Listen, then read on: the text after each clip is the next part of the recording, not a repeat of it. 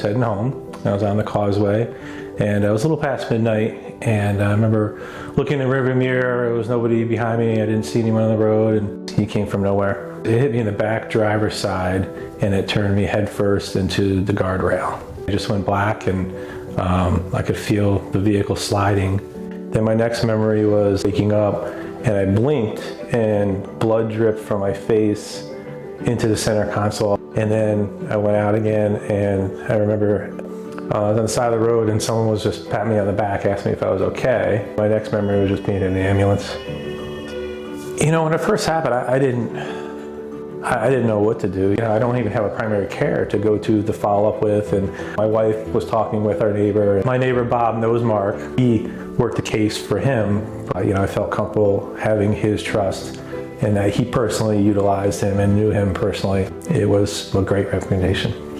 So I'd say physically, first of all, I sustained a lot of injuries. Car was totaled. I broke my foot, 5 ribs, tears in my right shoulder. My jaw was dislocated on both sides. I had bleeding in the brain.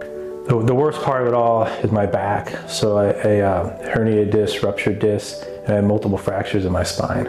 I deal with the pain of the back every day, unfortunately. It still was very difficult mentally going through everything, and in particular, my dad lived with me. My mom had passed away, so my dad lived with me, and he had Alzheimer's, and we were his caregiver, and we did 100% everything. I say we, my wife and I did 100% of everything for him, and he couldn't really talk anymore, and he still would see me and could tell I was in pain, and he would ask if I was all right. And picking him up and moving him and bathing him and doing all that was very difficult with the injuries in particular, and it made it tough mentally. I don't know what I would have done without Roman Austin.